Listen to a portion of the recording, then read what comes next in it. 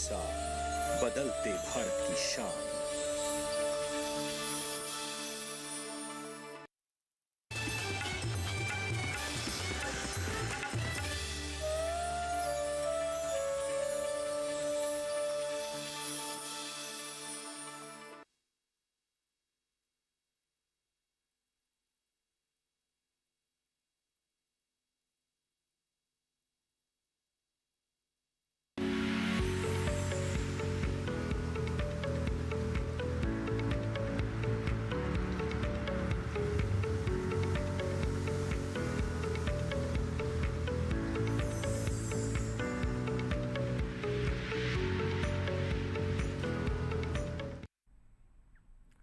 नमस्कार, दूरदर्शन किसान देखना शुरू कर चुके हैं आप और मैं हूं आपके साथ पुलकित शुक्ला। कार्यक्रम हेलो किसान में आप सभी का स्वागत है। हेलो किसान एक ऐसा कार्यक्रम है जिसके माध्यम से हम आपको कृषि जगत से जुड़ी हुई तमाम जानकारियां उपलब्ध कराते हैं। कृषि जगत से जुड़े हुए ऐसे विषयों पर चर्चा करते हैं ताकि उन विषयों से जुड़ी हुई जानकारी आप तक उपलब्ध कराई जा सके। उस विषय से जुड़े हुए खास एक्सपर्ट हमारे साथ स्टूडियो में मौजूद होते हैं और आपकी भागीदारी इसमें महत्वपूर्ण होती है क्योंकि आपके सवाल इस खास कार्यक्रम में शामिल किए जाते हैं और आपके सवालों के जवाब हम उन खास एक्सपर्ट से लेते हैं। तो हेलो किसान कार्यक्रम को शुरुआत करते हैं और जानते हैं कि आज हम कौन से विषय पर चर्चा करने जा रहे हैं। आज हम चर्चा करेंगे नींबू वर्गीय फलों में समसामयिक कार्य और साथ ही कपास की बुआई एवं किस्में। इन दो विषयों पर आज हम चर्चा करेंगे। इन दो विषयों से जुड़े हुए जो भी आपके सवाल होंगे उन सवाल को हम आज अपने कार्यक्रम में शामिल करेंगे। हम तक अपने सवाल पहुँचाने के लिए हमारे पास कौन कौन से ऐसे ऑप्शंस हैं उसके बारे में आपको जानकारी देते हैं। आप हमें व्हाट्सएप के जरिए अपने सवाल पूछ सकते हैं, लेकिन उससे पहले टोल फ्री नंबर आपको बता दें। आप टोल फ्री नंबर 1800-11-3060 है। इसके अलावा 1800-11-3061 इन दो नंबर्स के जरिए अपने सवाल हम तक पहुंचा सकते हैं। इसके अलावा आप हमें व्हाट्सएप के जरिए भी अपने सवाल पहुंचा सकते हैं। आप व्हाट्सएप नंबर नोट कर लीजिए 8800520717। इस व्हाट्सएप के जरिए भी अपने सवाल हम तक पहुँचा सकते हैं। सवाल भेजते समय अपना नाम और जहां से आप सवाल भेज रहे हैं वो लिखना ना भूलें।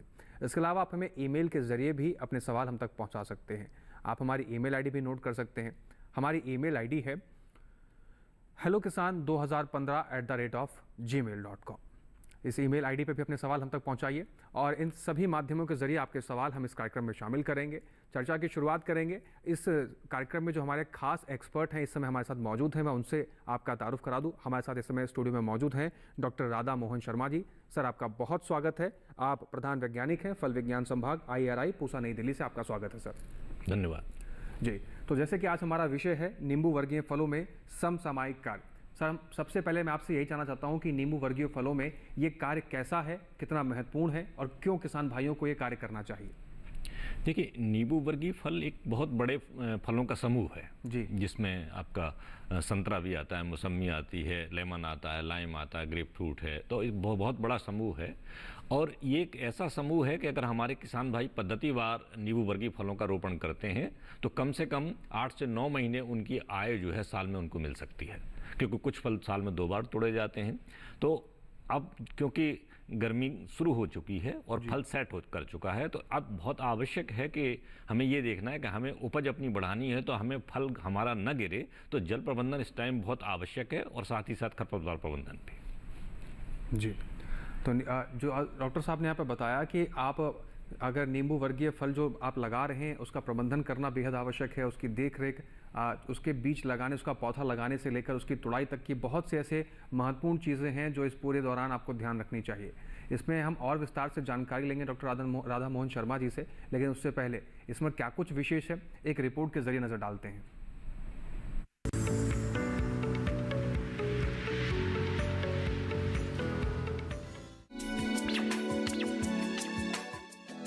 नींबू वर्गीय फलों में मौसमी, माल्टा, संतरा और नींबू आदि आते हैं। नींबू वर्गीय फलों में 2 तरह के फल प्रमुख हैं। एक तो वो जो खट्टे फल देते हैं और दूसरे जो मीठे फलों के लिए उगाए जाते हैं। खट्टे फलों में मुख्य रूप से लाइम और लेमन है, जबकि मीठे फलों में संतरा, मौसमी, मीठा, नींबू, ग्रेपफ्रूट और डॉब आदि प्रमुख हैं। जिन किसानों ने नींबू वर्गीय फलों की खेती की हुई है वो इस समय इनकी देखरेख और फसल की जरूरत के हिसाब से जरूरी काम करें। ऐसा करने से इस फसल में कीटों और रोगों के लगने की आशंका कम रहती है और फल की पैदावार व गुणवत्ता भी अच्छी होती है। नवजात पौधों की उचित देखरेख करें। नए पौधों को गर्मी के मौसम में तेज धूप और लू से बचाने का उचित प्रबंध करें। पौधों के जड़ों के पास पर्याप्त नमी बनाए रखने के लिए समय समय पर सिंचाई की व्यवस्था करें। खरपतवार की रोकथाम के लिए समय पर गुड़ाई करें। इस महीने पौधों के थालों के नीचे नमी को बनाए रखने के लिए पलवार लगाएं। पौधशाला के पौधों की नियमित सिंचाई, गुड़ाई और निराई करते रहें। बाग में 15 दिनों के अंतराल पर सिंचाई करनी चाहिए। मौसम में ज्यादा तापमान और बढ़ती गर्मी के कारण फलों की बढ़वार रुक सकती है और फलों का गिरना भी एक प्रमुख समस्या होती है। ऐसे में 2,4-D का छिड़काव करना फायदेमंद रहता है। फलों को फटने से बचाने के लिए 100 मिलीग्राम जिब्रेलिक एसिड प्रति 10 ग्राम पानी में घोलकर छिड़काव करें। छिड़काव से पहले कृषि विशेषज्ञों की सलाह लेना अच्छा रहेगा।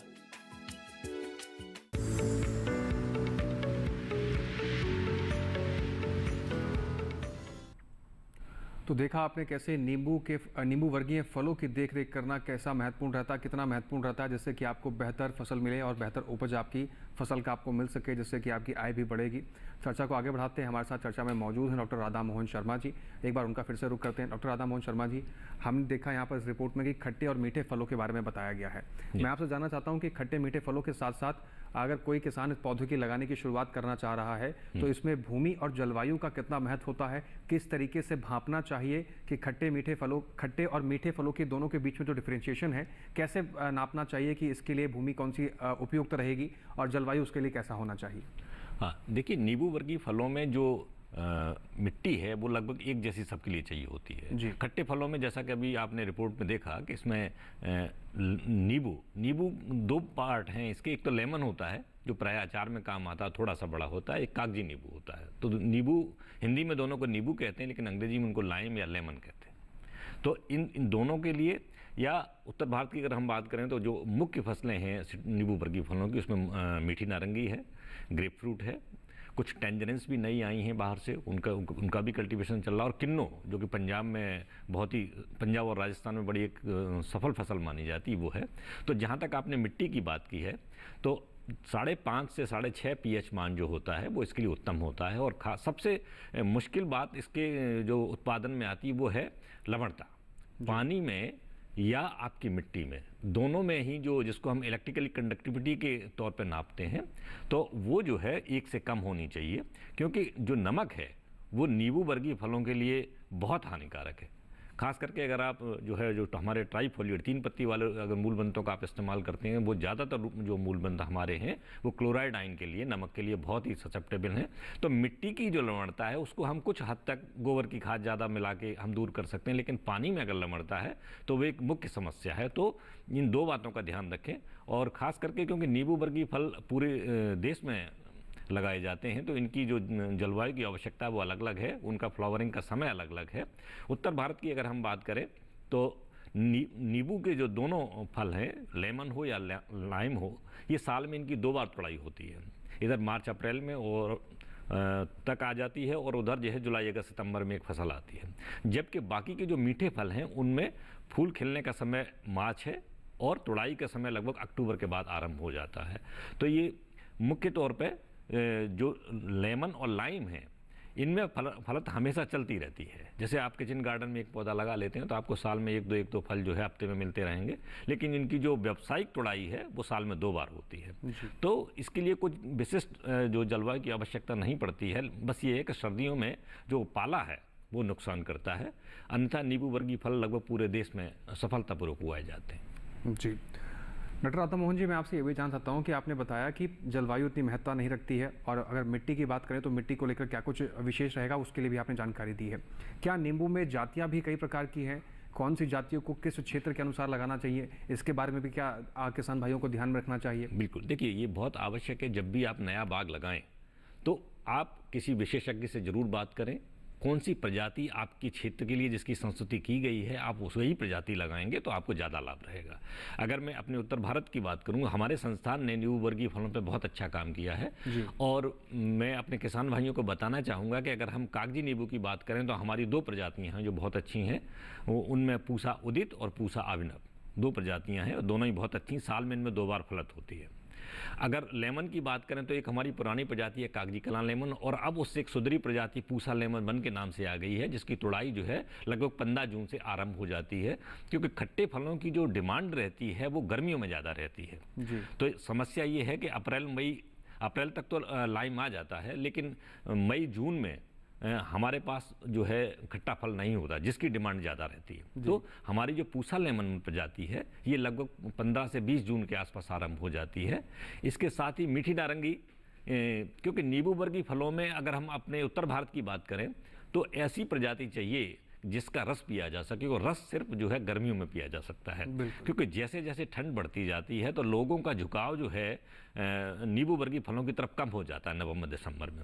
तो हमारी 2 प्रजातियां हैं, पूसा शरद और पूसा राउंड, जिनकी तुड़ाई अक्टूबर के महीने में होती है। और अगर हमारे किसान भाई लगाते हैं इवन समूचे पश्चिमी उत्तर प्रदेश में भी, मध्य प्रदेश में भी, तो ये जो है बहुत अच्छी दोनों प्रजातियाँ हैं, बहुत ज़्यादा रस है इनमें, और इनकी तुड़ाई अच्छी बात यह है कि 7 से 10 अक्टूबर के आसपास आरंभ हो जाती है।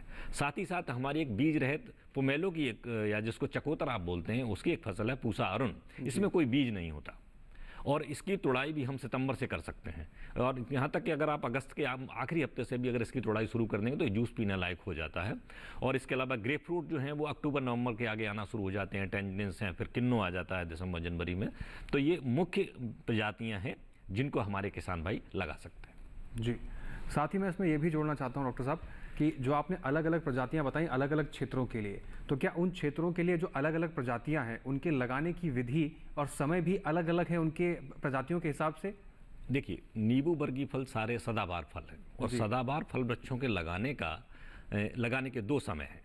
या तो आप फरवरी और मार्च के महीने में लगा लें, अगर आपके पास समुचित सिंचाई का प्रबंध है तो, क्योंकि मार्च के बाद तापमान दिन ब दिन बढ़ता चला जाता है। तो अगर आपके पास पानी नहीं है तो आप फरवरी मार्च में न लगा के जुलाई और अगस्त में, जबकि पर्याप्त नमी जमीन में भी और वातावरण में रहती है, बारिश होती रहती है, जहाँ कम देखभाल की आवश्यकता होती है और वहाँ पौधों में जो मृत्यु दर है वो भी कम हो जाती है। तो जुलाई अगस्त, इवन अगर हम दिल्ली के आसपास की बात करें तो हम अक्टूबर तक प्लांटिंग कर सकते हैं। और पूरे समूचे देश में लगभग यही है। एक तमिलनाडु को अगर हम छोड़ दें तो उनका थोड़ा प्लांटिंग का समय लेट है, क्योंकि प्लांटिंग का जो समय है, रोपण का जो समय है, वो आपकी बारिश से अगर कोइंसाइड करता है तो उसमें मृत्यु दर को कम किया जा सकता है और आपका जो प्लांट स्टैंड है वो ज़्यादा रहेगा। तो हमारे किसान भाई ज़्यादातर बारिश के साथ कोइंसाइड करके नींबू वर्गीय फलों का रोपण कर सकते हैं जी। और डॉक्टर साहब अगर इसमें देखें कि जिन क्षेत्रों में ज़्यादा गर्मी पड़ती है, जैसे राजस्थान के कुछ ऐसे हो गए जहाँ आमतौर पर भारत के बाकी हिस्सों से ज़्यादा गर्मी पड़ती है और वहाँ पर पानी का भी इतनी दिक्कत होती है, सिंचाई के तौर पर अगर देखा जाए तो उसके लिए किसानों भाइयों को क्या आप सलाह देंगे अगर कोई नींबू वर्गीय फलों की खेती करना चाहता हो तो? देखिए, नींबू वर्गीय फल रसीले फल होते हैं जी, इसलिए आप ऐसे स्थानों पे इनको उगाना, बगैर पानी को अगर आप उगाएंगे तो रस की जो गुणवत्ता है या फल की जो गुणवत्ता है वो उतनी अच्छी नहीं रहेगी और रस की मात्रा कम हो जाएगी। तो अगर आपके पास पर्याप्त पानी है तो आप इसको लगाएं, अगर कम पानी है तो फिर टपक सिंचाई में आप इसको लगा सकते हैं, जिसमें आपकी पानी की 30 से 40% बचत हो जाती है। लेकिन आपको पानी इसमें देना पड़ेगा क्योंकि रसीले फल हैं और अगर पानी नहीं रहेगा तो रस की मात्रा जो है कम हो जाती है जी। सिंचाई की बात यहाँ पर हो रही है, हम देख रहे हैं कि जल स्तर हमारा जो प्राकृतिक संपदा है कहीं ना कहीं वो धीरे धीरे कम होता जा रहा है। तो इसके लिए हमारे किसान भाइयों को ये भी ध्यान रखना चाहिए कि अगर आप सिंचाई कर रहे हैं अपनी किसी भी फसल के तो उसमें भी आप एक महत्वपूर्ण योगदान निभा सकते हैं अपनी प्राकृतिक संपदाओं को बचाने के लिए। डॉक्टर राधा मोहन शर्मा जी, मैं आपसे जानना चाहता हूँ कि अगर कोई नींबू वर्गीय फलों की सिंचाई करना चाहता है तो उसके लिए क्या विधि है, और जैसे आपने बताया कि जो टपक सिंचाई वाली है, टपक सिंचाई के लिए क्या इंस्ट्रूमेंट्स लगते हैं और किस तरीके से करना चाहिए और कौन कौन सी विधियां जिससे सिंचाई भी पर्याप्त मात्रा में हो जाए और पानी भी बच जाए? हाँ, देखिए, जल प्रबंधन बहुत आवश्यक है, बिल्कुल। खास करके हम नींबू वर्गीय फलों की बात करें, एक तो हमारे किसान भाई ध्यान रखें कि अगर आपके पास साधन है तो टपक सिंचाई सर्वोत्तम विधि है। उसमें पानी का ह्रास कम होता है, पानी की बचत भी होती है और जो है पौधों पे स्ट्रेस नहीं आता, और स्ट्रेस न आने से क्या होता है कि फल की जो बढ़वार है और उसमें रस की जो मात्रा है वो सही रहती है। दूसरी विधि है कि हमें कभी भी पौधे की एक लाइन में पानी नहीं देना, क्योंकि अगर एक लाइन पौधे की और उसी लाइन में अगर आप पानी देते हैं तो पहला पौधा अगर प्रभावित है किसी बीमारी से, जैसे फाइटोप्थोरा की अगर हम बात करें, अगर पहला पौधा मृदा जनित रोग है फाइटोप्थोरा और बड़ा गंभीर रोग है, तो अगर पहले पौधे से पानी दूसरे पौधे में चला जाएगा तो वो पौधा भी प्रभावित हो जाएगा।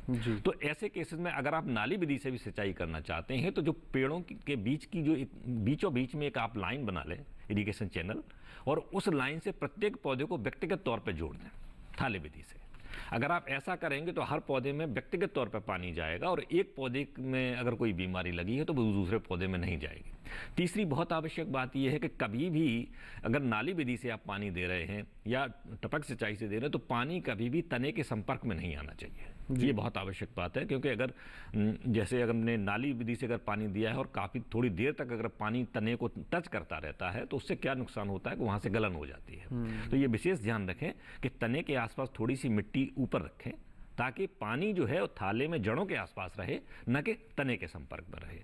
और इसके अलावा आप दूसरे साधन भी अपना सकते हैं, जैसे अभी रिपोर्ट में आपने देखा कि मॉइस्चर कंजर्वेशन की, नमी संरक्षण की जो बात की गई कि अगर आप काली पॉलीथीन बिछा देते हैं तो उससे भी पानी की खपत कम हो जाती है, या सूखी घास भी अगर आप बिछा सकते हैं तो जल संरक्षण ज़्यादा रहेगा, पानी की आवश्यकता कम रहेगी और पौधे पर जो है स्ट्रेस नहीं आएगा। तो इन सब बातों का अगर आप ध्यान रखेंगे तो आपको रसीले फल मिलेंगे। बिल्कुल।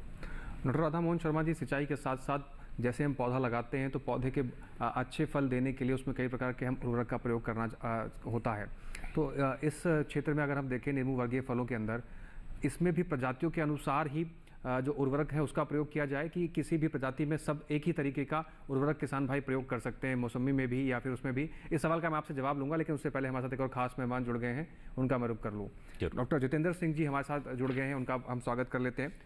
डॉक्टर जितेंद्र सिंह जी हैं पूर्व अध्यक्ष कृषि विज्ञान केंद्र भटिंडा से। सर, आपका बहुत स्वागत है। डॉक्टर जितेंद्र जी, आप तक आवाज़ पहुंच रही है हमारी? चलिए, लगता है टेक्निकल प्रॉब्लम है, फिर से जुड़ने की कोशिश करते हैं। तो चर्चा को आगे बढ़ाएंगे, लेकिन यहाँ पर एक ब्रेक ले लेते हैं। ब्रेक के उस पार फिर से हम डॉक्टर राधा मोहन शर्मा जी से उस सवाल का जवाब लेंगे और जानेंगे कि उर्वरकों का प्रयोग कैसे करना चाहिए नींबू वर्गीय फलों में। तब तक आप बने रहें और देखते रहें हेलो किसान।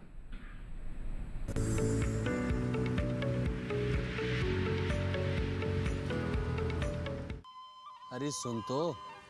मुझे क्या सुनाना चाहते हो? जो सुनाओ मेरी सौतन को। किसको? अरे वही तुम्हारा मोबाइल फोन जिससे सुबह शाम दिन रात चिपके रहते थे और कहते थे किसान कॉल सेंटर से बातें हो रही हैं। अच्छा, ये बात है। हाँ, क्यों? क्या हुआ? अब बात नहीं होती क्या? अब तो झट से बात हो जाती है। ऐसा क्या? हाँ, अब तो ज्यादा लाइनें और खास तकनीक के कारण खेती के माहिरों से तुरंत बात हो जाती है। और अगर कभी लाइन व्यस्त हो तो अपनी समस्या फोन पर रिकॉर्ड करा दो, वहाँ से फोन आ जाता है और समस्या की हल का मैसेज भी आ जाता है। ये देखो, आ गया। अरे वाह, इसका मतलब इंतजार की घड़ी अब खत्म। हाँ।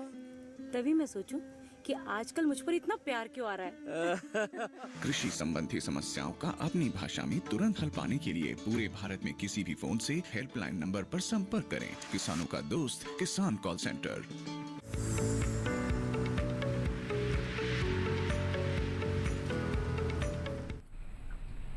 ब्रेक के बाद एक बार फिर से आप सभी दर्शकों का स्वागत है। लगातार हम चर्चा कर रहे हैं आज दो खास विषयों पर, नींबू वर्गीय फलों की खेती और कैसे उसकी देखरेख करें, और साथ ही साथ कपास की बुआई एवं किस्में। एक खास मेहमान हमारे साथ स्टूडियो में जुड़े हुए हैं। लगातार हम आपको फ़ोन टोल फ्री नंबर आपके स्क्रीन पर फ्लैश हो रहा है। अपने सवाल जो भी इन दोनों विषयों से जुड़े हुए हैं आप हम तक पहुंचा सकते हैं। उनके सवाल हमारे जो एक्सपर्ट हैं वो आपको देंगे लाइव इस कार्यक्रम में। चर्चा को आगे बढ़ाते हैं। ब्रेक पर जाने से पहले जैसे डॉक्टर राधा मोहन शर्मा जी, मैं आपसे जानना चाह रहा था कि जैसे अलग अलग प्रजातियाँ अलग अलग क्षेत्रों के लिए, तो इन प्रजातियों में क्या उर्वरकों का प्रयोग भी उसी प्रजातियों के अनुसार है या सभी प्रजातियों में एक ही प्रकार का उर्वरक हम लोग प्रयोग कर सकते हैं नींबू वर्गीय फलों में? देखिए, जो खाद्य उर्वरक जो डाले जाते हैं पौधे की उम्र के हिसाब से डाले जाते हैं जी, ठीक है। जब अगर हम पौधा लगाने की बात करेंगे तो जिस वक्त हम पौधा लगाते हैं उस वक्त हम गड्ढे में ही 50 से 60 किलोग्राम अच्छी सड़ी हुई गोबर की खाद डाल देते हैं। उस वक्त आपको कुछ डालने की आवश्यकता नहीं पड़ती है। फिर जैसे जैसे पौधा बड़ा होता है तो 5 या 6 साल का जो पूरा विकसित पौधा हो जाता है उसमें हम कहते हैं 600 gram nitrogen, 600 gram phosphorus, 600 gram nitrogen, 400 gram phosphorus और 400 ग्राम पोटास, ये प्रति वर्ष दिया जाना चाहिए। अब इसके देने की का जो समय है वो बहुत आवश्यक है, क्योंकि जैसे जो पौधे फलक पे नहीं हैं उनमें आप बरसात के सीजन में भी थोड़ा सा ड्रेसिंग कर सकते हैं फर्टिलाइज़र की।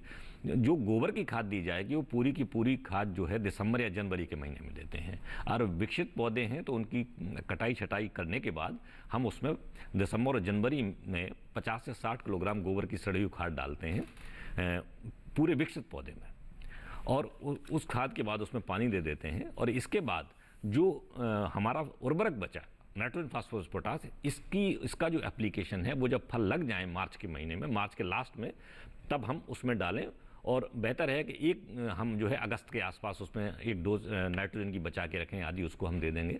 तो ऐसा करने से क्या है कि जब हमारी जड़ें जो है सक्रिय होती हैं, इस बात का ध्यान रखें, खास करके क्योंकि उत्तर भारत में ठंड होती है तो दिसंबर जनवरी फरवरी में ठंड बहुत होती है, तो ऐसे टाइम पे उसमें उर्वरक न डालें।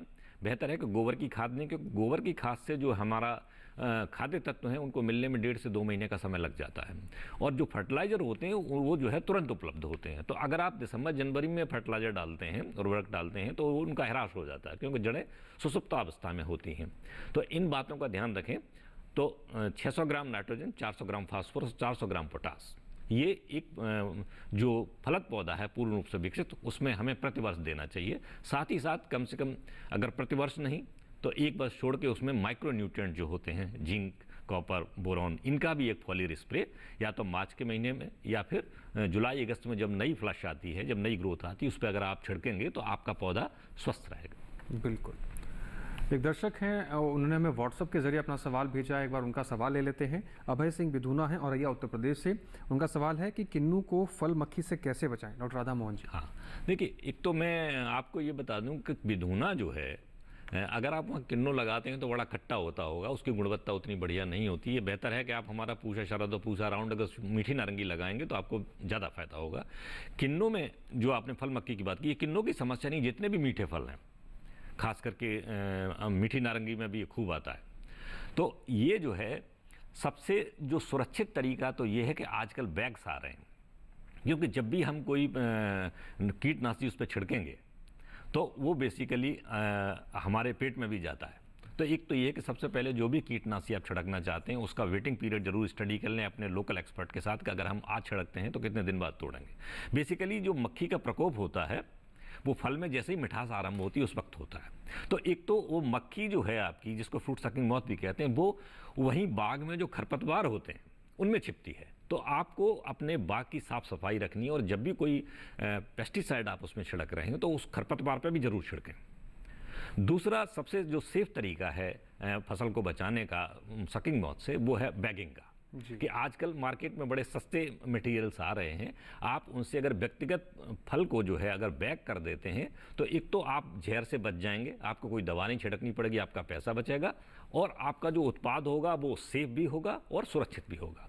तो बैगिंग में आपको कहूँगा कि अगर आप उसको करेंगे तो आप ज़्यादा फायदे में रहेंगे। बिल्कुल। फिलहाल एक दर्शक हैं जो फोन लाइन पर हमारे साथ जुड़ गए हैं, नंदस्वरूप मिश्रा, उत्तर प्रदेश बाराबंकी से। नंदस्वरूप जी, आपका बहुत स्वागत है, अपना सवाल पूछिए। जी नंदस्वरूप जी, अपना सवाल पूछिए। हाँ नमस्कार सर, मैं जानना ये चाहता हूँ कि हम लखनऊ बाराबंकी में रहते हैं, तो यहाँ पर क्या ये मीठे फल जो नींबू वाले होते हैं, जैसे उसमें संतरा है, किन्नू है, क्या हमारी भूमि में हो जाएगी? और दूसरी चीज, हमें किस मौसम में किस समय नींबू वर्गी की कटाई करनी चाहिए जिससे हमारे फल या पौधे को नुकसान हो, सही समय पे हम कटाई छटाई कर सकें? बिल्कुल। देखिए, संतरा जो है, संतरा एक विशिष्ट जलवायु में ही होता है, इसीलिए इसको स्थान के नाम से ही जाना जाता है। नागपुर संतरा, दार्जिलिंग संतरा, है ना, सिक्किम संतरा, कुर्ग संतरा। तो संतरे की खेती बाराबंकी वाले क्षेत्र में संभव नहीं है। आप लेमन लगा सकते हैं खट्टे फलों में, और नींबू लगा सकते हैं। और मीठे फलों में अगर आप लगाना चाहें तो मैंने अभी कहा आपको कि मेरी मीठी नारंगी की 2 प्रजातियां हैं, पूषा शरद और पूषा राउंड। इन दोनों प्रजातियों को आप अपने क्षेत्र में लगाएंगे तो आपको काफ़ी लाभ होगा। दूसरी बात जो आपने कही कि हम उसमें कटाई छटाई का समय कब रखें, तो नींबू वर्गीय फलों में जो कटाई और छटाई का समय है वो सबसे अच्छा होता है दिसंबर और जनवरी में। और इसमें सिर्फ सूखाग्रस्त शाखाएं ही आप काटें, दूसरी शाखाओं पर अगर आप काटेंगे तो फाइटोप्थोरा या कैंकर जैसी समस्या हो सकती है। तो जो हमारी ऐसी शाखाएं जो बिल्कुल ज़मीन को छू रही हैं, एक तो आपको उनको प्रून करना होता है, जिसको हम तकनीकी भाषा में स्कर्टिंग कहते हैं जी। कि जैसे ग्रेपफ्रूट है, ग्रेपफ्रूट का फल का जो वजन होता है चकोतरा टाइप, उसका वजन बहुत होता है। तो क्या होता है कि हमारी शाखाएं कई बार जो है ज़मीन के पास आ जाती हैं, फिर उस पर कीड़े भी चढ़ जाते हैं। तो ऐसी शाखाओं को निकालें और जो शाखाएं सूख गई हैं या रोग ग्रसित हो गई हैं आप उनकी प्रूनिंग करें। और ये काम दिसंबर और जनवरी में गोबर की खाद देने से पहले कर लें तो वो आपको ज़्यादा होगा। अगर कोई बड़ा कट आप लगा रहे हैं, वो मोटा कट लग रहा है, बड़ी शाखा अगर आप निकाल रहे हैं तो उस पर जरूरी कॉपर ऑक्सीक्लोराइड का पेंट लगा के उसको उस पर लगाएं ताकि उस पर कोई सेकेंडरी इन्फेक्शन ना हो। तो ये जो आपने पूछा, आपके प्रश्नों के ये उत्तर। बिल्कुल। एक बार फिर से मैं रुक करना चाहूँगा, हमारे साथ जो दूसरे खास एक्सपर्ट हैं डॉक्टर जितेंद्र सिंह जी, वो चलिए ठीक है, फिर से जुड़ने की कोशिश करेंगे। लगता है टेक्निकल प्रॉब्लम की वजह से जुड़ नहीं पा रहे हैं, फिर से आगे बढ़ते हैं। डॉक्टर राधा मोहन शर्मा जी, ये तो आपने बताया है, इसके साथ ही अगर मैं बात करूँ इसकी जो देख रेख है, पौधा लगाने के बाद उर्वरकों का प्रयोग कर लिया हमने, सिंचाई की विधि ठीक तरीके से कर ली हमने, इसके फल उत्पादन तक हम इसकी देख रेख कैसे करें? देख रेख मतलब जैसे कि इसकी खरपतवार का नियंत्रण कैसे करना चाहिए, जैसे आपने इनके सवाल का जवाब में भी बताया। हाँ देखिए, मैं सिलसिलेवार आपको बताता हूँ कि एक तो जब हमें पौधा लगाना है, कोई भी बाग आप लगाएं, आप आम का, अमरूद का, लीची का या नींबू वर्गीय फलों का, इनकी सबकी विधि लगभग एक जैसी है। तो रोपण की जो विधि है वो बहुत टेक्निकली बहुत सही होनी चाहिए, क्योंकि मैं बहुत बार आपको कह रहा हूं कि मैंने विभिन्न तरह के फलों पर काम किया, पहाड़ी फलों पर भी काम किया, और बड़े पढ़े लिखे लोग आते हैं 8 साल 10 साल के बाद के साथ पौधा लगाया था उस पर फल नहीं आ रहा। तो ये एक बड़ी गंभीर समस्या है। इसलिए मैं कहता हूं कि जब भी बाग लगाएं तो बाग लगाते वक्त ये आवश्यक है। डॉक्टर राधा जी, मैं आपको रोकना चाहूँगा बस एक सेकंड के लिए, क्योंकि हमारे एक बार फिर से हमारे साथ डॉक्टर जितेंद्र सिंह जी जुड़ गए, मैं उनका रुक कर लेता हूँ। डॉक्टर जितेंद्र सिंह जी हमारे साथ जुड़ गए हैं, उनका हम स्वागत कर लेते हैं। वो कपास की बुआई एवं किस्में को लेकर वो विशेषज्ञ हैं, एक बार उनसे रुक कर लेते हैं। डॉक्टर जितेंद्र सिंह जी, आपका बहुत स्वागत है। आप पूर्व अध्यक्ष रहे हैं कृषि विज्ञान केंद्र बठिंडा, पंजाब से। सर, आपका बहुत स्वागत है। आप तक आवाज़ पहुँच रही है हमारी?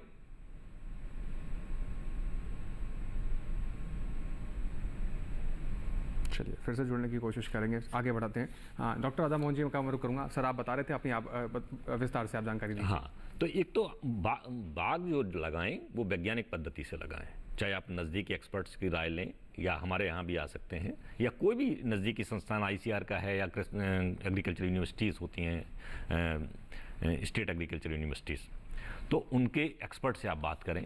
कौन सी प्रजाति लगानी है, किस समय लगानी है, पौधे की उम्र कितनी होनी चाहिए, गड्ढा किस महीने में खोदना हम शुरू करेंगे, क्योंकि ये आवश्यक बात है कि जितना अच्छा आप गड्ढा करेंगे लगाने से पहले, उतना ही पौधे की जो वृद्धि होगी वो तेज़ी से होगी और 3 या 4 साल के अंदर पूरा वृक्ष बन जाएगा, फल देने लायक। तो कई बार हमारे किसान भाई गलती कर जाते हैं कि उन्होंने थोड़ा सा 6 इंच या 12 इंच गड्ढा खोदा, उसी में लगा दिया।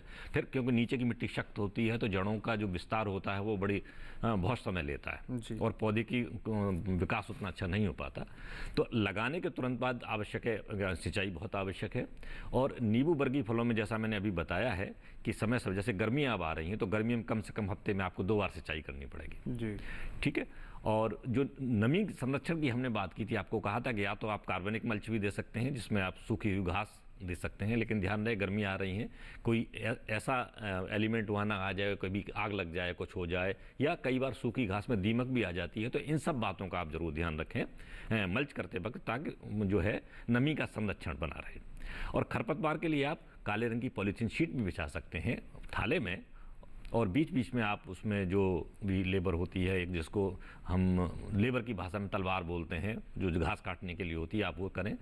जो ट्रैक्टर वगैरह है उसमें चलाने से बचें, क्योंकि ट्रैक्टर चलाने से कई बार अगर गहरी जुताई हो जाती है तो जड़ें जो है वो टूट जाती हैं और अंदर प्रभावित हो जाती हैं, और अगर जड़ प्रभावित हो गई तो उस पर फाइटोफोरा जैसे जो फंगस हैं वो एंटर कर जाते हैं और पौधे की जो क्षमता है जिंदा रहने की वो बहुत कम रह जाती है। कि एक पौधा अगर 10 साल 12 साल फल देता है तो अगर आप बार बार उसमें ट्रैक्टर या गहरी जुताई करेंगे तो वो दिक्कत वाली बात होगी। तो इन सब बातों का ध्यान रखें। और बरसात के सीजन में खास करके सिंचाई का जैसे आप गर्मियों में प्रबंध कर रहे हैं, वैसे ही जल निकास का प्रबंध आपको बरसात के सीजन में करना चाहिए, क्योंकि ज़्यादा दिन पानी भरा रहेगा अगर तने के संपर्क में रहेगा तो, क्योंकि ये बहुत ही सेंसिटिव पौधा है तो मर सकता है। साथ ही साथ इसकी फलत बहुत होती है, इसमें अगर आप न्यूट्रिएंट्स नहीं डालेंगे तो इसमें क्या होता है कि डिक्लाइन शुरू हो जाता है, पौधा मरना शुरू हो जाता है। तो खाद्य तत्वों का भी उचित प्रबंधन हो और जल प्रबंधन भी उचित रहे, ताकि आप लंबे समय तक ज़्यादा से ज़्यादा आय कमा सकें। बिल्कुल। फिलहाल एक दर्शक हमारे साथ फोन लाइन पर जुड़ गए हैं, वसु पांडे, पूर्वी चंपारण, बिहार से। वसु जी, आपका स्वागत है, अपना सवाल पूछिए। आप तक आवाज़ पहुंच रही है वसु जी, तो अपना सवाल पूछिए। जी, अशोक पांडे जी अपना सवाल पूछिए असुख जी।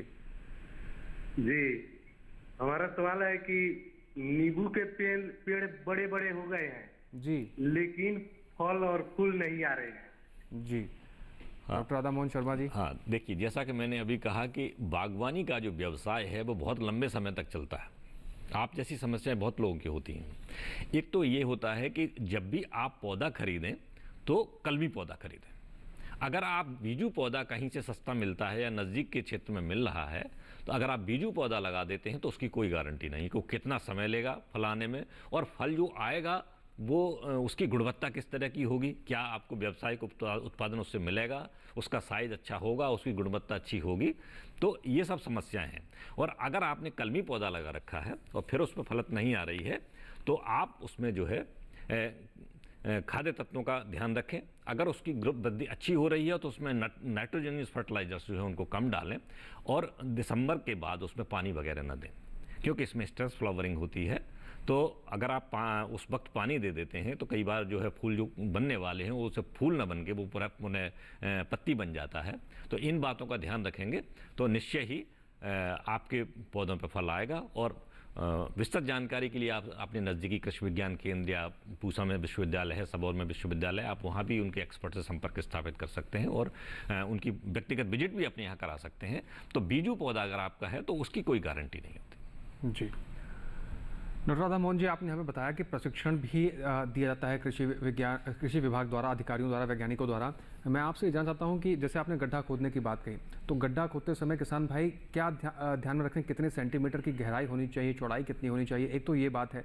दूसरा, प्रशिक्षण की अगर बात करें, प्रशिक्षण बहुत ज़रूरी होता है। कोई भी कार्य आप कर रहे हो, चाहे वो खेती किसानी में हो, किसी अदर सेक्टर में हो, प्रशिक्षण कहाँ कहाँ दिया जा रहा है, कितने दिनों का है, और उस प्रशिक्षण लेने के लिए क्या आवेदन करने की कोई प्रक्रिया भी है, या फिर कोई भी आके ले सकता है? क्या इसके बारे में जानकारी है? देखिए, दो बातें आपने कही। एक तो ये है कि उसका गड्ढा किस तरह से करें। जी, तो जैसा मैंने कहा कि जैसे सामान्य सदाबहार फल जितने भी हम लगाते हैं उनकी विधि एक ही है।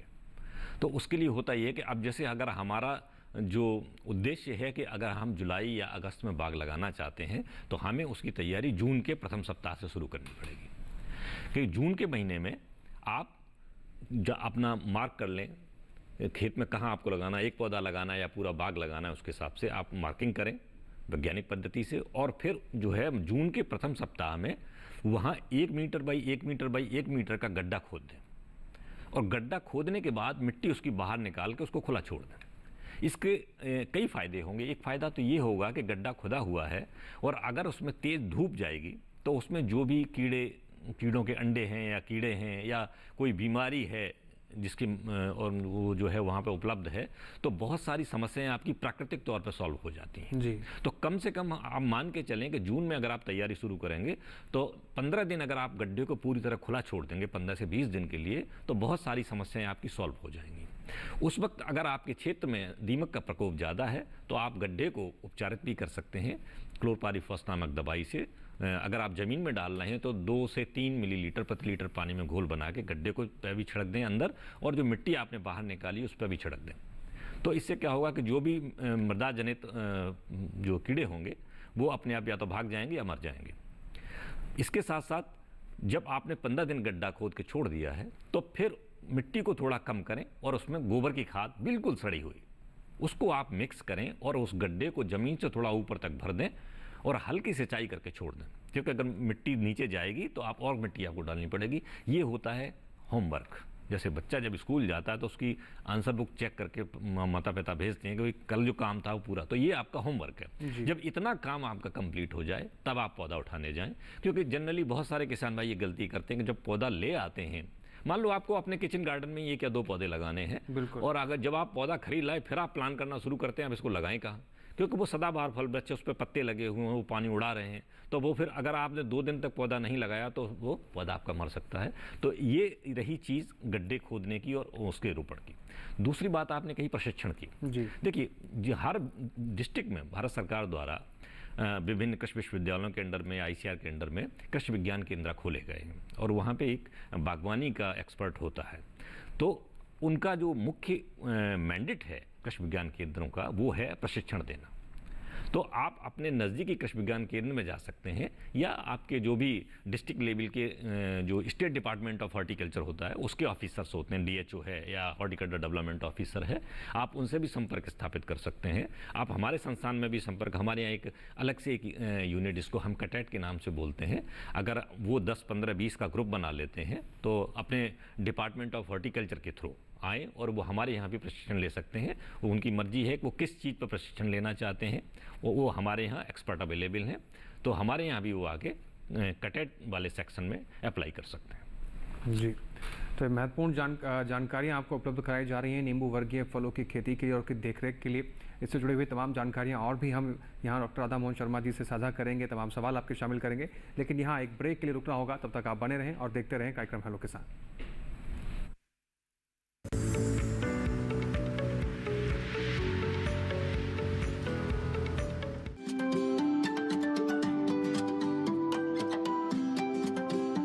बात अच्छी सेहत की हो, किसी तरीके की लापरवाही नहीं करो, किसी तरीके का समझौता ना करो। ना बरतें लापरवाही, लक्षणों को पहचानें और लें डॉक्टर की सलाह। चाहे बीमारी दिल की हो, दांतों की हो या दिमाग की हो, खुद से इलाज ना करें, खुद से कोई भी दवाई ना खाएं, डॉक्टर के पास जाएं, अपनी जांच कराएं और अपना पूरा इलाज करवाएं और अपना ख्याल रखें। कार्यक्रम जो देगा सलाह भी, मार्गदर्शन भी। मोबाइल उठाएं, नंबर मिलाएं 1800113060 या 1800113061।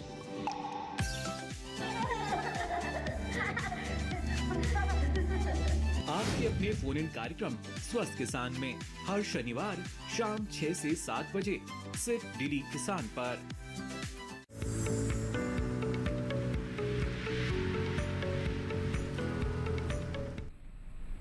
ब्रेक के बाद एक बार फिर से आप सभी का स्वागत है। कार्यक्रम हेलो किसान में लगातार चर्चा जारी है। तमाम तरह की जानकारियां आपको उपलब्ध कराई जा रही हैं। विशेषज्ञ हमारे साथ मौजूद हमारे स्टूडियो में डॉक्टर राधा मोहन शर्मा जी। एक कॉलर हमारे साथ जुड़ गए हैं, एक बार उसका रुख कर लेते हैं। सुभाष शर्मा जी हैं श्री गंगानगर राजस्थान से। सर आपका स्वागत है। सुभाष जी अपना सवाल पूछिए। जी मैं नींबू की बागवानी लगाना चाहता हूँ मैं। जी, तो उसमें कौन सी नर्सरी और कहाँ से मिलेगी मुझे? जी डॉक्टर राधा मोहन शर्मा जी, क्या पौध चाह रहे हैं? सुभाष जी अगर आप कौन सा पौध चाह रहे हैं एक बार इसका दोहराएंगे सवाल अपना। सुभाष जी आप तक आवाज पहुंच रही है तो अपना सवाल दोहराइए एक बार। अच्छा चलिए, शायद उन्होंने जो जितना मैं समझ पाया हूँ कि वो कह रहे हैं पौध कहाँ से मिलेगी। तो जैसा कि मैंने बताया अभी शुरुआत में भी मैंने कहा था कि जो लेमन की प्रजाति और लाइम की प्रजातियाँ हमारी अपनी, मीठी नारंगी की अपनी हैं। इसके अलावा क्योंकि हमारे संस्थान की पॉलिसी है कि हम जो प्रजातियां हमारी अपनी होती हैं हम उन्हीं को प्रवर्धित करते हैं और उन्हीं को किसानों में बांटते हैं। इसके अलावा नींबू वर्गीय फलों की अगर दूसरे पौधे आपको चाहिए होंगे तो आप पंजाब एग्रीकल्चर यूनिवर्सिटी लुधियाना जो है उनका भी सिट्रस पर बहुत बड़ा काम है और आप वहाँ से पौधे अपने बुक कर सकते हैं और वहाँ से पौधे आप उठा सकते हैं। इसके अलावा जो अगर हम महाराष्ट्र की बात करें तो हमारा जो नींबू वर्गीय फलों का एक अलग से संस्थान है, केंद्रीय संस्थान है नागपुर में, तो आप उनसे भी संपर्क कर सकते हैं पौधे उठाने के लिए। और इसके अलावा कोई भी प्रमाणित नर्सरी हो या कृषि विश्वविद्यालय हो या स्टेट गवर्नमेंट की अपनी नर्सरी हो, कहने का मतलब है कि जहाँ से आप लें वो इस जगह जो है वो संस्थान विश्वसनीय हो, प्रमाणित हो, तो आप कहीं से भी ले सकते हैं। जी, तो उम्मीद है कि सुभाष जी आपके सवाल का जवाब आपको मिल गया होगा। आगे बढ़ते हुए सर आपने यहाँ पर बताया, बहुत महत्वपूर्ण जानकारियाँ बता रहे हैं और साथ में आपने ये भी बताया कि प्रमाणित होना चाहिए। तो इसमें मैं ये भी जोड़ना आपसे पूछना चाहूँगा कि अगर व्यावसायिक रूप से कोई नींबू वर्गीय फलों की खेती करना चाहता है तो क्या कृषि विभाग द्वारा कोई अनुदान दिया जाता है या कोई इस तरह की व्यवस्था है कि उसको सहायता राशि उपलब्ध कराई जाएगी या उसमें कोई सब्सिडी है, इस तरीके से कोई योजना हो या इस तरह की कोई बात हो? देखिए इसके लिए आवश्यक ये होता है कि एक स्कीम भारत सरकार की पहले से चल रही है MIDH के नाम से, mission on integrated development of horticulture. वो जो आपका प्रदेश का जो बागवानी विभाग होगा वो उनके थ्रू चलती है। तो मैं कहना चाहूँगा कि मेरे जो किसान भाई हैं वो जो है अपने जो संबंधित जो अधिकारी हैं उस जिले के, आप उनसे संपर्क करें, आपको आपकी सहायता की जाएगी। इसके अलावा अगर कोई बड़ा प्रोजेक्ट होता है तो राष्ट्रीय बागवानी बोर्ड भी आपकी हेल्प करता है। उसके लिए आपका जो भी रीजनल आपका ऑफिस होगा राष्ट्रीय बागवानी बोर्ड का, पूरे देश में उनके ऑफिसेस हैं, आप उनसे भी संपर्क कर सकते हैं। अगर कोई बड़ा प्रोजेक्ट आप लगा रहे हैं बागवानी के किसी क्षेत्र में भी, फल सब्जी और आपका फूल, किसी से भी संबंध लगा सकते हैं, तो आप जो वहाँ असिस्टेंट डायरेक्टर लेवल या प्रोग्राम ऑफिसर लेवल के लोग बैठते हैं राष्ट्रीय बागवानी बोर्ड में, उनसे भी संपर्क कर सकते हैं। और जानकारी के लिए आप अपने डिस्ट्रिक्ट हॉर्टिकल्चर ऑफिसर या जो भी आप हॉर्टिकल्चर डेवलपमेंट ऑफिसर हैं उनसे आप संपर्क करें, वो आपको सही गाइडेंस देंगे और आपको जो भी सहायता होगी सरकार की तरफ से वो आपको दी जाएगी। जी, इसके साथ ही आपसे मैं ये भी चाहता हूँ कि शुरुआती तौर पर अगर देखा जाए तो अगर 1 एकड़ की खेती करनी हो या इससे ज़्यादा हो तो उसके अनुसार वो खर्चा बढ़ता जाएगा, लेकिन शुरुआती तौर पर अगर देखा जाए डॉक्टर साहब तो कितना खर्चा एक किसान को पड़ सकता है? नींबू वर्गीय फलों की खेती कोई करना चाहता है या सिर्फ लाइम लेमन की खेती करना चाहता है या फिर सिर्फ कोई किन्नू की खेती करना चाहता है, उस हिसाब से? देखिए, जो मुख्य खर्चा आपका है वो गड्ढे की खुदाई भराई है और पौधे की कीमत है जी, जो पौधे लगाते वक्त होता है। तो अगर आप मान के चलें कि 40 से 50 हज़ार रुपये जो है, अगर आप 1 हेक्टेयर का बाग लगाते हैं जी, 2.5 एकड़ का, तो लगभग 40 से 50 हज़ार रुपये में आपका बाग स्थापित हो जाएगा। उसके अलावा बहुत सारी चीज़ें होती हैं कि जैसे आपको सिंचाई का साधन अपना करना है कि वो कनाल इरीगेटेड है तो उसके खर्चे अलग हैं, लेकिन जो गड्ढे की खुदाई भराई और उनका रोपण, पौधे की कीमत अगर हम लगा के चलेंगे तो लगभग 40 हज़ार से 50 हज़ार का खर्चा आपको 1 हेक्टेयर बाग लगाने में आ जाता है। जी, इसके साथ ही 1 हेक्टेयर से उपज की अगर हम बात करें तो कितना उपज लिया जा सकता है? देखिए, ये फल से टू फल जो है निर्भर करता है, क्योंकि अगर आप जो है मीठी नारंगी और किन्नों की बात करेंगे तो 50 से 80 किलोग्राम प्रति पेड़ भी फसल आ जाती है, और किन्नों में तो 100 किलोग्राम तक भी चला जाता है। बहुत हैवी फ्रूटिंग उसमें होती है। हमारी पूसा जो शरद पूसा राउंड जो प्रजातियाँ मीठी नारंगी की हैं 60 किलो 70 किलो प्रति जो है आ जाता है, और इनको हम लगाते हैं, निर्भर करता है मृदा किस तरह की है, 4.5 से 5 मीटर की। अगर 5 मीटर की दूरी पर आप लगाते हैं तो लगभग जो है 400 पौधे 1 हेक्टेयर में आपको लग सकते हैं, और उससे लगभग जो है आपको 60-70 किलोग्राम फल आपको मिल सकता है। बाकी निर्भर इस बात पर करता है कि आप किस तरह की मार्केटिंग करते हैं, क्योंकि आपका जो लाभ है वो सारा इस चीज़ पर निर्भर करेगा कि आप किस तरह से, कितना इंटेलिजेंटली आप अपने प्रोडक्ट को बेच पाते हैं। बिल्कुल। अब मार्केटिंग की अगर बात उठी है तो यहाँ पर मैं ये भी जानना चाहता हूँ कि मार्केटिंग करने का क्या विधि होना चाहिए? क्या इसके लिए भी कोई कृषि विभाग मदद करता है या उस प्रशिक्षण में बताया जाता है कि आप इस तरह से मार्केटिंग कीजिए, और अपने उत्पाद को सही मूल्य पाने के लिए क्या सिर्फ उसके पास एक मंडी का विकल्प है या इसके अलावा भी कोई विकल्प है?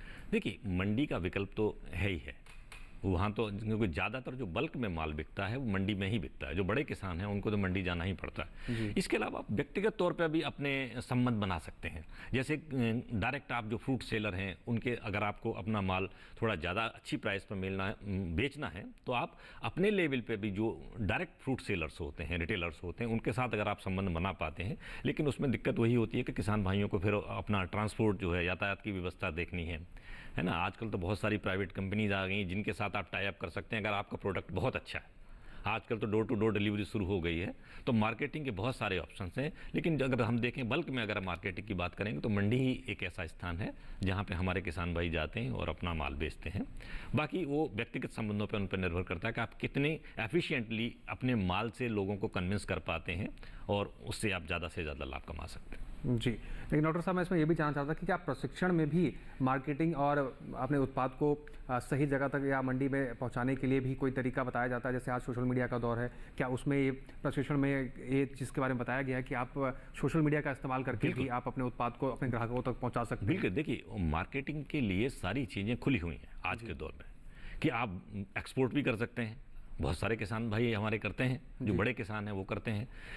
नींबू वर्गीय फल नहीं, बहुत सारे फल जो हमारे देश से एक्सपोर्ट हो रहे हैं, उसमें पूरा वाणिज्य मंत्रालय पूरा है जो इस चीज़ को देखता है, और एक्सपोर्ट जोन भी इस्टेब्लिश किए गए थे शुरुआत में, कि जब ताकि जो है उसका एक्सपोर्ट को बढ़ावा दिया जा सके। डोमेस्टिक मार्केट आपकी अपनी है कि आप किस तरह से, और जब आप प्रशिक्षण लेते हैं तो उसमें सारी चीज़ें आपको बताई जाती हैं कि हम क्या क्या ऑप्शंस हमारे पास हैं दिन ब दिन। क्योंकि देखिए, बाज़ार जो है खुलता चला जा रहा है, और आजकल तो लोग इतने स्मार्ट हो गए हैं कि डायरेक्टली बहुत सारी प्राइवेट कंपनी जैसी हैं जो डायरेक्ट मार्केटिंग ही डील करती हैं, कि वो जो है आपको गाइड करेंगे कि आपका माल इस तरह से हम सेल करेंगे।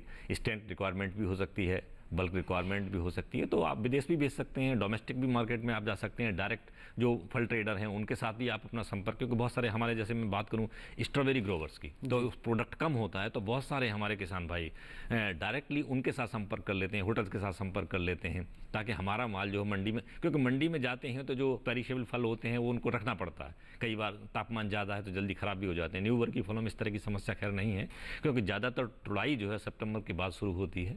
लेकिन कहने का मतलब ये है कि बाकी फलों में जो मार्केटिंग का जो ऑप्शन है वो बड़ा खुला हुआ है। आप व्यक्तिगत तौर पे जितनी अच्छी लाइजनिंग आप कर सकते हैं उतना ही ज़्यादा आप लाभ कमा सकते हैं। बिल्कुल, बहुत महत्वपूर्ण बात आपने यहाँ पर कही है। एक कॉलर हमारे साथ जुड़ गए हैं, नितिन कुमार पटना बिहार से। नितिन जी, आपका स्वागत है, अपना सवाल पूछिए। नितिन जी, आप तक आवाज़ पहुँच रही है तो अपना सवाल पूछिए। हेलो जी नितिन जी, आपका स्वागत है, अपना सवाल पूछिए। जी, मेरा सवाल है सर, हम बिहार से बोल रहे हैं जी। तो यहाँ कागजी नींबू का हम चाह रहे हैं खेती करने के लिए, सब पौधा कहाँ मिलेगा? जी डॉक्टर दामोदर जी, देखिए। हेलो। हाँ जी जी, आपके सवाल का जवाब मिल गया, मैं आपको बता। मेरा सवाल है कागजी नींबू। हाँ जी, आपका सवाल सुन लिया है नितिन जी, आपका सवाल सुन लिया है, डॉक्टर साहब आपका जवाब दे रहे हैं, आप सुनिए। देखिए, कागजी नींबू में अगर आप लोकल बिहार की बात करते हैं तो सबौर विश्वविद्यालय के पास एक वैरायटी है पूर्वी के नाम से, उसकी भंडारण क्षमता थोड़ी सी कम है, लेकिन वो लगभग कागजी नींबू से ही मैच करता है। वहाँ से भी आप पौधा ले सकते हैं।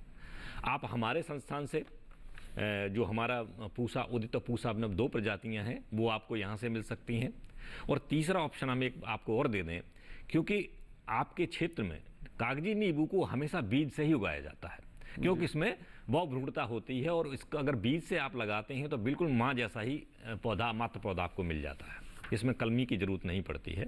तो अगर आपके क्षेत्र में कोई बहुत अच्छा पौधा हो, पता चला उसकी प्रजाति का नाम पता नहीं, लेकिन उसके फल बहुत अच्छे हैं, गुणवत्ता बहुत अच्छी है, उसकी उपज बहुत अच्छी है, तो आप उन फलों को लेके भी अपनी नर्सरी लगा के आप उससे भी बाग लगा सकते हैं। तो आपके पास सारे ऑप्शन खुले हुए हैं कि आप विश्वविद्यालय चले जाएँ, आप हमारे पास आएँ, या आप अपने क्षेत्र में कोई बहुत अच्छी गुणवत्ता का पौधा अगर ऑलरेडी वहाँ उग रहा है कागजी नींबू का, तो आप उससे भी, क्योंकि कोई ना कोई प्रजाति वो होगी, भले ही उस किसान को पता ना हो, तो उस प्रजाति के आप फल खरीद के पके हुए और उससे सावधानी से बीज निकालें और उसके पॉली बैग में या ज़मीन में उसकी नर्सरी लगा दें, और 5-6 महीने के बाद आप उनको जहाँ लगाना चाहते हैं वहाँ पर उनका रोपण कर दें, तो आपका बाग स्थापित हो जाएगा। बिल्कुल।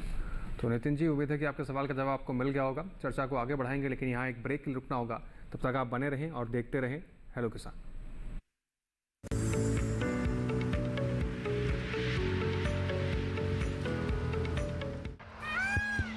सुनिए सुनिए सुनिए, आपके गांव में फिर सजेगा प्रश्न मंच। आपके गांव में फिर सजेगा प्रश्न मंच।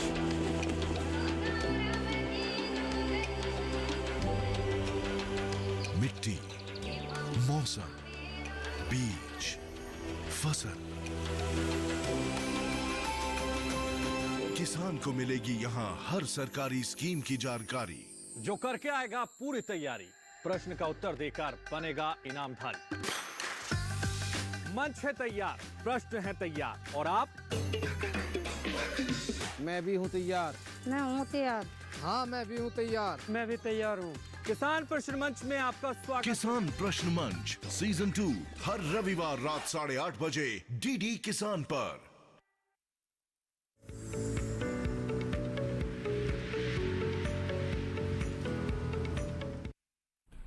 ब्रेक के बाद एक बार फिर से आप सभी का स्वागत है। कार्यक्रम हेलो किसान देख रहे हैं आप। तमाम सवालों और जवाबों का सिलसिला लगातार जारी है। डॉक्टर राधामोहन शर्मा जी विशेषज्ञ के रूप में हमारे साथ मौजूद हैं। सवाल का सिलसिला आगे बढ़ाते हैं।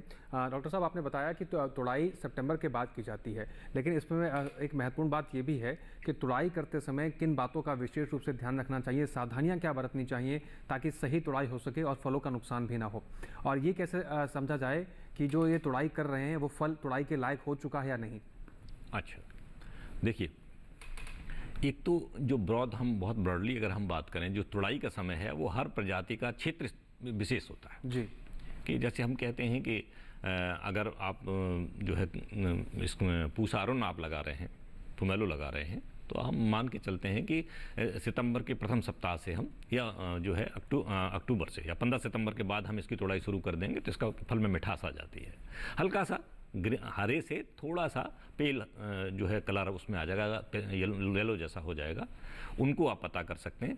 अदरवाइज अगर वैज्ञानिक पद्धति से आप कहेंगे तो जो TSS एसिड रेशियो होता है मीठे फलों में कि टोटल सॉल्युबल सॉलिड्स और एसिडिटी का रेशियो जो है 12 से ज़्यादा होना चाहिए, तो अब हम उसकी तोड़ाई करते हैं। तो कैलेंडर डेट जो हम मानते हैं वो फार्मर के लेवल पे सबसे बढ़िया हार्वेस्टिंग मैच्योरिटी मानी जाती है कि किसान कहता है कि भाई हम ठीक है 20 अक्टूबर के आसपास तोड़ते हैं, तो वो अपना 20 अक्टूबर से तोड़ना शुरू कर देता है। कलर है, कुछ प्रजातियाँ जिन पर लाल रंग आ जाता है, जैसे रेड ब्लश एक प्रजाति है इसकी ग्रेप फ्रूट की, तो उस पर ऊपर जब लाल ब्लश आना शुरू हो जाता है तो हम कहते हैं ये पक्के तैयार हो गया। जो खट्टे फल हैं उनमें जो रंग है वो हल्का सा पीला होना शुरू होगा और जो एसिडिटी का कंटेंट है, खटास जो है वो ज़्यादा रहेगी। ये निर्भर करता है प्रजाति पे कि 6% हो सकती है, 6.5% हो सकती है, 7% भी हो सकती है। तो ये कुछ ऐसे क्राइटेरिया हैं जिसके बेस पे आप ये पता कर सकते हैं कि मेरा जो फल है या मेरी प्रजाति है ये तोड़ाई के लिए तैयार है कि नहीं। दूसरी बात जो आपने कही कि भाई कैसे करें, क्योंकि कभी भी हम फल को खींच के नहीं तोड़ते जी। एक तो ये है कि आप उसकी क्लिपिंग करें, उसमें थोड़ा सा कुछ 1 या 2 मिलीमीटर उसमें डंठल साथ आना चाहिए।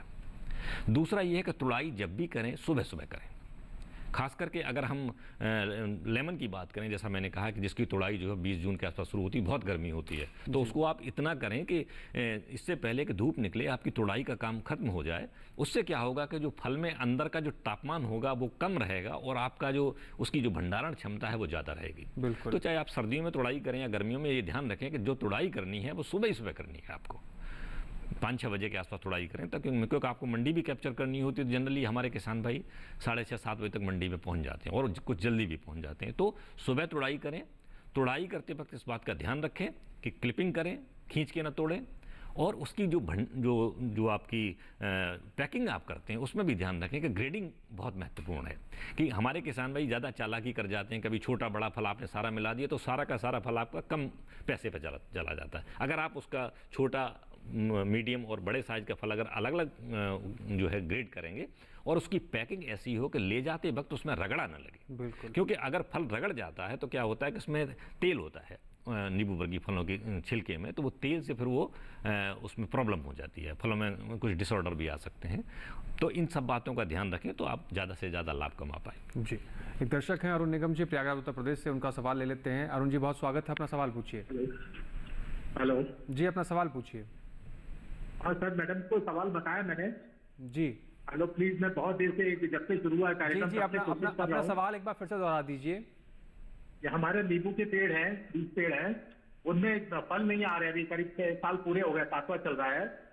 उसमें बीज, ये भी नहीं कि बीज वाले सब इसमें हैं, कलम वाले हैं। जी हाँ, अब आपका जवाब देते हैं। हाँ, तो उसमें फूल भी नहीं आ रहे हैं और फल भी नहीं आ रहा है सर। जी, डॉक्टर राधा मोहन जी, इनके फल नहीं आ रहे हैं, इनका जवाब। हाँ, देखिए ऐसा है कि अगर पौधे की वृद्धि बहुत अच्छी है तो उसमें थोड़ा सा आप, मैंने अभी थोड़ी देर पहले भी कहा था कि दिसंबर जनवरी में फूल खिलने के समय से पहले आप उसमें पानी रोक दें।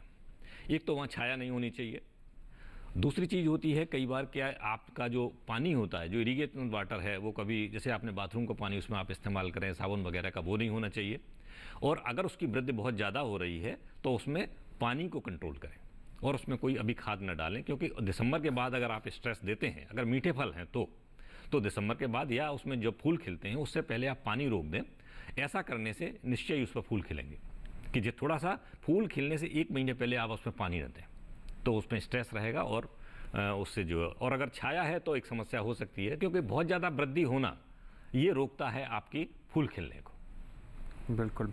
तो अरुण निगम जी, उम्मीद करते हैं कि आपके सवाल का जवाब आपको मिल गया होगा। काफ़ी आपको इंतज़ार करना पड़ा। हाँ डॉक्टर साहब, आगे बढ़ते हैं चर्चा को। एक आखिरी सवाल मैं आपसे लेना चाहूँगा कि कई बार ऐसा भी होता है कि अच्छे तरीके से देखभाल करने के बावजूद भी हम देखते हैं कि पौधा सूख जाता है, बड़ा भी होता है लेकिन फल आने से पहले कई बार सूख जाता है। बिल्कुल, उसके लिए क्या उपाय है? ये बहुत आवश्यक बात आपने कही और मैं खुद भी इस बात को बताना चाह रहा था। देखिए, फाइटोप्थोरा एक बहुत ही गंभीर समस्या है पूरे विश्व में। जितने भी नींबू वर्गीय फल उगाने वाले देश हैं, सब जगह ये बहुत बड़ी समस्या है। और ख़ास करके हमारे देश में, क्योंकि जट्टी खट्टी हम मूलबंद के रूप में इस्तेमाल करते हैं, तो वो और ज़्यादा जो है ससेप्टेबल है, उसके लिए बहुत सेंसिटिव है जी। तो होता क्या है कि जब उस पर फाइटोप्थोरा आता है, कई बार वो दिखता नहीं है जी, लेकिन जड़ उसकी कमज़ोर हो जाती है। अब मई जून में अगर आप पानी देने से चूक गए तो पता चला वो सूख गया जी, है ना। तो मेन चीज़ ये है कि आप उसमें खाद पानी दें, क्योंकि मैंने कहा है कि नींबू वर्गीय फल जो है उनकी खुराक ज़्यादा है, क्योंकि उनका उत्पादन भी ज़्यादा है। एक पौधा अगर आप 300-400 फल अगर आप लेते हैं और अगर आप इतना एग्जॉस्ट करने के बाद अगर उसमें सही मात्रा में फर्टिलाइजर और खाद नहीं देते हैं तो वो निश्चय ही 2 साल के अंदर मर जाएगा। कई बार क्या होता है कि जैसे हमारी मिट्टी बलुई है, तो बलुई मिट्टी में हमारे जो फर्टिलाइजर हैं वो बहुत जल्दी ज़मीन के अंदर चले जाते, पौधे को नहीं मिलते। तो वहाँ फ्रिक्वेंटली हल्की लाइट डोज दें और गोबर की खाद ज़्यादा मिलाएं, ताकि जो है आपकी जो मिट्टी है वो एक एयर कंडीशन की तरह काम करे, उसमें नमी का संरक्षण भी रहे और वो फर्टिलाइजर भी संरक्षण रहे। क्योंकि रेतीली भूमि में बहुत बार समस्या आ जाती है, तो अगर आप बीमारी कंट्रोल करेंगे और सही खाद और पानी देंगे तो पौधे में इस तरह की समस्या नहीं आएगी। बिल्कुल। और डॉक्टर साहब, आपने बहुत महत्वपूर्ण और विस्तृत जानकारी आज इस कार्यक्रम में हमारे किसान भाइयों के लिए उपलब्ध कराई है। जिस तरीके से नींबू वर्गीय फलों में जो तमाम समस्याएं आती हैं और इन फलों को लगाने से लेकर उसके उपज लेने तक, ये तमाम जो महत्वपूर्ण चीज़ें हैं, इसके बीच में जो प्रोसेस होता है उसको भी आपने बहुत विस्तार रूप से समझाया है। तमाम दर्शकों के आपने सवाल भी दिए हैं। तो दर्शकों, आपसे मैं यही बात कहना चाहूँगा कि अगर आप नींबू वर्गीय फलों की खेती करना चाहते हैं तो इन सभी जानकारियों का उचित इस्तेमाल करें और इस कार्यक्रम में जो भी सवाल आपने पूछे गए हैं उसके उचित जवाब आपको मिले होंगे। उन जानकारियों का भी आप उचित इस्तेमाल कीजिए, तब आप अच्छी फसल ले पाएंगे। डॉक्टर राधा मोहन शर्मा जी, आप स्टूडियो आए, कीमती समय हमारे साथ, हमारे दर्शकों के साथ आपने साझा किया, कीमती सलाहें आपने साझा की, उसके लिए आपका बहुत शुक्रिया। समझने के लिए आपका बहुत शुक्रिया। दोस्तों, आज का एक कार्यक्रम रहा नींबू वर्गीय फलों की खेती को लेकर क्या कुछ विशेष रहा, किस तरीके से सावधानियां बरतनी चाहिए, कौन कौन बातें आपको ध्यान रखनी चाहिए ताकि आपको अच्छी फसल मिले और आपकी आय भी बढ़ सके, इसके बारे में तमाम जानकारी आपको उपलब्ध कराई गई है। अब आपको बता दें कि जो अगला हमारा अंक रहेगा उसमें हम हेलो किसान कार्यक्रम में किस विषय पर चर्चा करेंगे वो बता देते हैं आपको, जिसमें हम करेंगे फूलों की खेती, इस विषय पर चर्चा करेंगे और साथ ही दूसरा जो विषय रहेगा वो प्राकृतिक खेती पर हम चर्चा करेंगे। तो इस दोनों विषयों से जुड़े जो भी आपके सवाल हैं या जो भी आप सुझाव हमें देना चाहते हैं वो हमें किसान कॉल सेंटर के जरिए आप फ़ोन करके बता सकते हैं। आप हमारा किसान कॉल सेंटर का टोल फ्री नंबर नोट कर सकते हैं। हमारा टोल फ्री नंबर किसान कॉल सेंटर का है 1800-113060, जो कि सोमवार से शनिवार सुबह 6 बजे से रात के 10 बजे तक खुला रहता है। आपके सुझाव और आपके सलाहों का हमें इंतज़ार रहता है। इसके अलावा आप हमें ईमेल के जरिए भी अपने सुझाव और अपनी सलाह भेज सकते हैं। आप हमारी ईमेल आईडी नोट कर सकते हैं। हमारी ईमेल आईडी hellokisan2015@gmail.com। और इसके साथ ही हेलो किसान के कार्यक्रम को आप हमारे YouTube चैनल पर भी देख सकते हैं। YouTube चैनल पर देखने के लिए आपको करना बस इतना है कि टेलीविजन स्क्रीन पर दिखाए जा रहे QR कोड को स्कैन कीजिए और सीधा DD किसान के YouTube चैनल पर पहुंचकर हेलो किसान कार्यक्रम को कहीं भी किसी भी वक्त बैठकर आप देख सकते हैं और कार्यक्रम में दिखाई गई सभी जानकारियों का सही इस्तेमाल आप कर सकते हैं। उम्मीद करते हैं कि इस कार्यक्रम से आपको उचित जानकारी मिली होगी। फिर से होंगे हाजिर एक नए विषय को लेकर, नए विशेषज्ञों के साथ। तब तक आप बने रहें और देखते रहें दूरदर्शन किसान। नमस्कार।